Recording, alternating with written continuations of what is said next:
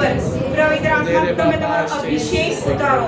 પવિત્ર આત્મા ઈશ્વરના વચનો અહીંયા બેઠેલી એક વ્યક્તિ સમજી શકે, એમના હૃદયોમાં જાય અને એ જીવનો બદલાઈ જાય. પવિત્ર આત્મા please take a please control of each one of us. લેવેરાવા રોહાની હાલા હરાવા શારીખાદીની નમઃ ઓશના મહાદીકરાલા. પ્રભુ આ ઘરમાં છે તમારા વચનોને આમંત્રણ મળ્યું છે. પ્રભુ આ ઘરને તમારા આશીષથી ભરી દો, તમારી કૃપાઓથી ભરી દો. લેવેરાવા હાલેલુયા હાલેલુયા. પવિત્ર નામમાં અભિષેક કરું છું. પ્રભુ તમારું વચન કહે છે, હું પણ ખ્રિસ્ત સાથે ક્રૂસે ચડાયો છું, એટલે હવે જે જીવે છે તે હું નથી જીવતો, પણ ખ્રિસ્ત મારામાં જીવે છે. પ્રભુ વચન કહે છે કે તમે અમારી અંદર છો. પ્રભુ કલોસા 1:22 કહે છે,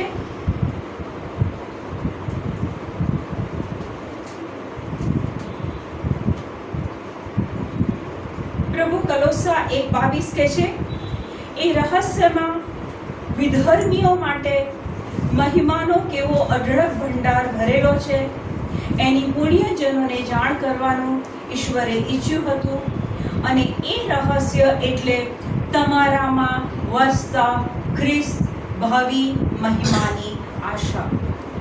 પ્રભુ આ વચન કહે છે કે ઈસુ તમે જ્યારે ક્રૂસ ઉપર બલિદાન આપ્યું અને પુનરુત્થાન પામ્યા, ત્યારે પ્રભુ ઈસુ તમે ફક્ત ખ્રિસ્તીઓમાં નથી વસતા. વચન કહે છે કે એ રહસ્ય વિધર્મીઓ માટે. ઈસુ તમે એક કે એક ધર્મની વ્યક્તિ માટે એ બલિદાન આપ્યું છે. ઈસુ તમે એક કે એકના હૃદયમાં વસો છો. પ્રભુ પવિત્ર આત્મા આ ગૂઢ રહસ્ય કે ખ્રિસ્ત એક કે એકમાં નિવાસ કરે છે, એ સત્ય આજે અમે સમજી શકીએ. અહીંયા બેઠેલી એક કે એક વ્યક્તિ પવિત્ર આત્મા એ બાબતને સમજી શકે કે પ્રભુ મારી અંદર છે.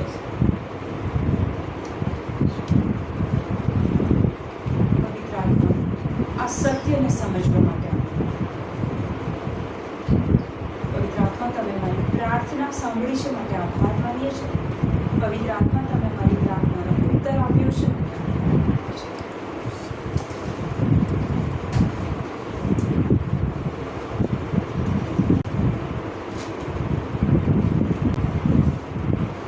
વચન કહે છે કે કારણ તારો વધ કરવામાં આવ્યો છે અને તારા બલિદાનથી તે દરેક જાતિ, ભાષા, પ્રજા અને રાષ્ટ્રના માણસોને ઈશ્વર માટે ખરીદી લીધા છે. વચન કહે છે દર્શનના પુસ્તકમાં 5મા અધ્યાયમાં કે ઈસુએ જે બલિદાન આપ્યું છે એ અમુક જાતિ માટે, અમુક લિમિટેડ લોકો માટે નહીં. કહે છે કે દરેક જાતિ, ભાષા, પ્રજા અને રાષ્ટ્રના માણસોને ઈશ્વરને માટે ખરીદી લીધા છે. એનું લોહી વેવડાવીને બલિદાન આપીને ઈસુએ એકે એક જણને ખરીદી લીધા છે. માનો કે મારે અહીંયા આવવાનું હોય, એન્ટોનીટા બેને દરવાજો ખુલ્લો રાખ્યો હોય, પણ જો મને એ ખબર જ ના હોય કે આ દરવાજો મારા માટે ખુલ્લો રાખવામાં આવ્યો છે, તો ફ્લેટના બાકીના 4 ઘરોમાં હું બેલ મારીશ. કયા ઘરે જવું? કોણ મારા માટે દરવાજો ખોલે?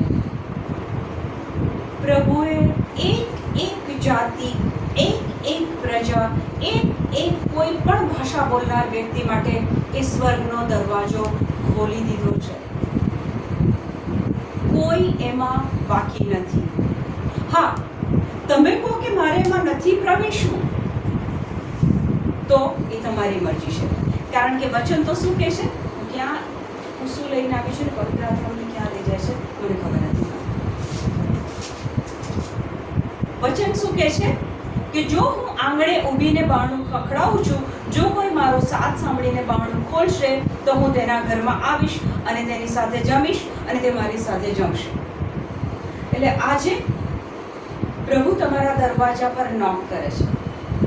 જો તમે દરવાજો ખોલો છો તો જીસસ ઈસુ તમારા જીવનમાં આવશે, તમારી સાથે રહેશે. પણ જો તમે દરવાજો નથી ખોલતા તો એ તમારી અંગત બાબત છે. પણ તમે દરવાજો ખોલો કે ના ખોલો, પ્રભુ કેટલા દયાળુ છે એ બતાવું તમને. આખી પૃથ્વી માટે, આખી પૃથ્વીના લોકો માટે એક પુરાવો અહીંયા હું તમારી આગળ વાંચું છું. પણ આપણું તો મૂળ વતન સ્વર્ગ છે. આપણું મૂળ વતન સ્વર્ગ છે. ટ્રેનમાં આપણે એકબીજાને મળીએ ને, બસમાં ટ્રાવેલ કરતા હોય ટ્રેનમાં, એટલે આપણે બાજુવાળાને પૂછે છે કયા ગામના, ક્યાંના, ક્યાંના વતની. તમારું વતન અહીંયા પુરાવો, ડોક્યુમેન્ટ લખાણમાં આપ્યું છે કે આપણું મૂળ વતન સ્વર્ગ છે. નાની મોટી ભૂલો થઈ છે, પ્રભુ કહે છે મને તો તારી ભૂલ દેખાતી જ નથી. પ્રભુ આપણને એટલો તો પ્રેમ કરે છે કે આપણો જન્મ થયો એ પહેલા જ ઈસુએ બલિદાન આપી દીધું, કિંમત ચૂકવીને ખરીદી લીધા અને આપણા માટે આ સ્વર્ગ સિક્યોર કરી દીધું છે. સિક્યોર કરી દીધું છે. એક આપણે છીએ કે જે નાની મોટી રમતો, પછી પ્રભુને પ્રસન્ન કરવા માટે, રાજી કરવા માટે નાની મોટી બાબતો કરીએ છીએ. તમને કદાચ કોઈ દિવસ એવો યાદ હશે કે જે દિવસે તમે બહુ પ્રાર્થના કરી હશે ને, મંદિરમાં ગયા હશો, ચર્ચમાં ગયા હશો, પછી થોડું દાન ધર્મ બી કર્યું હશે, એ દિવસે યુ ફીલ, તમને એવું લાગે છે કે આજે તો મારો પ્રભુ મારાથી રાજી છે, આજે તો હું પ્રભુના સિંહાસન પાસે જઈ શકું છું, આજે તો હું પ્રભુને કહીશ ને તો પ્રભુ મારું સાંભળશે. કેમ? તમને તમારા કર્મ પર વિશ્વાસ છે. પણ બાઇબલનો સાર જુઓ તો આપણે આપણા કર્મ પર નહીં, આપણે ઈસુએ ક્રૂસ ઉપર કરેલા ફિનિશ્ડ વર્ક્સ, પૂર્ણ કરેલા કર્મ ઉપર વિશ્વાસ રાખવાનો છે. આપણે તો માનવ જાતિ છે, ભૂલ થવાની જ છે. પ્રભુ આપણી ભૂલોને જોઈને નથી બેસી રહેતા.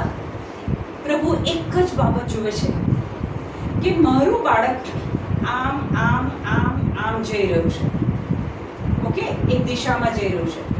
પ્રભુ રાહ જોઈને બેઠો છે કે મારું આ બાળક ફરીને યુ ટર્ન લઈને મારી તરફ આવે છે. એક જ વસ્તુ પ્રભુ માંગે છે, કંઈ નથી માંગતા. પ્રભુ કહે છે તું મારી પાસે આવ, તું મારી તરફ વળ, તું મારી બાબતોને સાંભળ.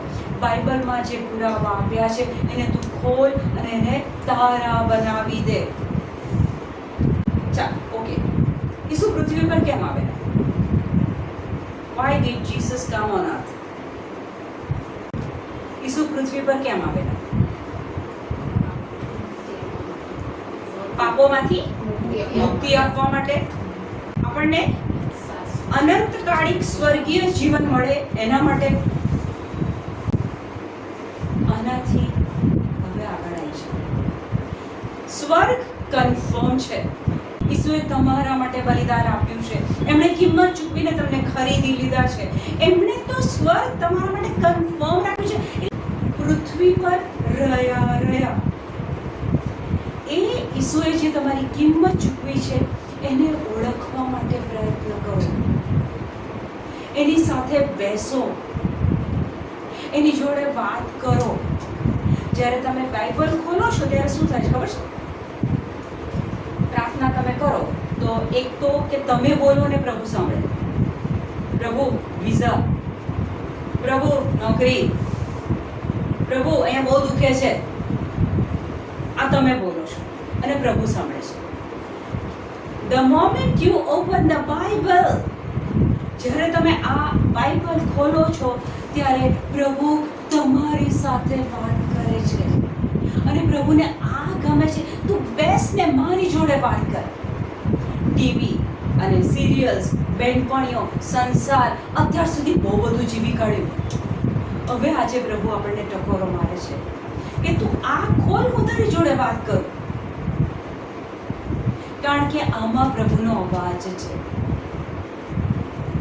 આપણે ઘણી વખતે આવું થાય છે કે આવું ક્યાંક સાંભળીએ ને પછી યસ આજથી શરૂ કરું છું, પછી ઘેર જઈને થોડું અઠવાડિયું થયું કે પેલું પાણી સોડા વોટરની જેમ. પ્રભુને આનાથી દુઃખ થાય છે. ઈસુ આનાથી બહુ દુઃખી થાય છે કે તું મારી સાથેનો કેવો સંબંધ બાંધે છે.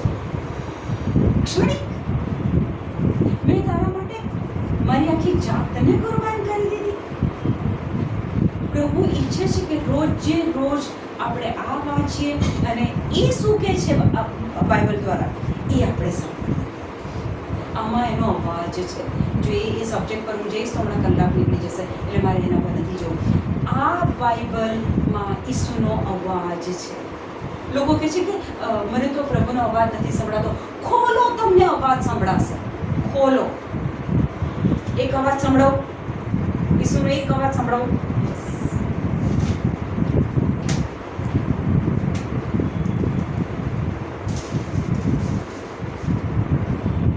તમે આ ખોલો, પછી ત્યાં પ્રભુ ઈસુ બોલવાનું શરૂ કરે છે.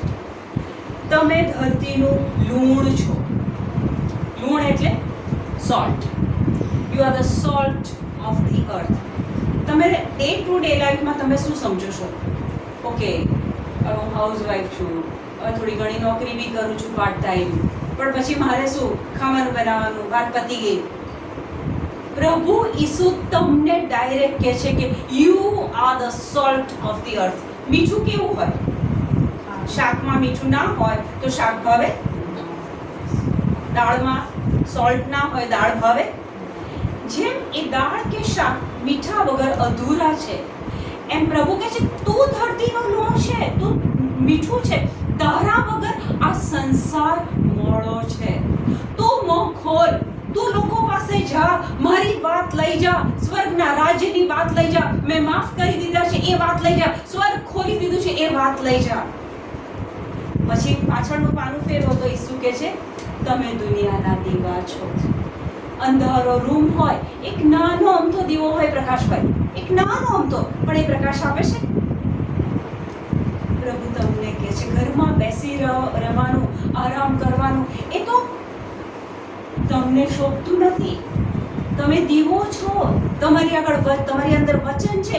એ વચન લઈને બીજાને આપો, એ પ્રકાશ બીજાને આપો. કારણ કે ઈસુ કહે છે કે આઈ એમ ધ લાઇટ. હું પ્રકાશ છું. તો એ પ્રકાશ પ્રભુ તમને કહે છે તમે દીવો છો. એ પ્રકાશ લઈને, એ વચન લઈને બીજા પાસે જાઓ. તમે સામાન્ય વ્યક્તિ નથી. તમે તમારી જાતને એક કેટેગરીમાં કદાચ મૂકી દીધી છે. હવે શું આટલા વર્ષો તો પતી ગયા, હવે થોડાક બાકી છે, હવે જોઈ લઈએ કેવી રીતના જિંદગી વીતે છે. પછી પ્રભુને પ્રાર્થના કરીએ છીએ કે પ્રભુ આ બાકીની જિંદગી જરા જોઈ લેજો. પ્રભુ કહે છે તું દુનિયાનો દીવો છે, તું ધરતીનો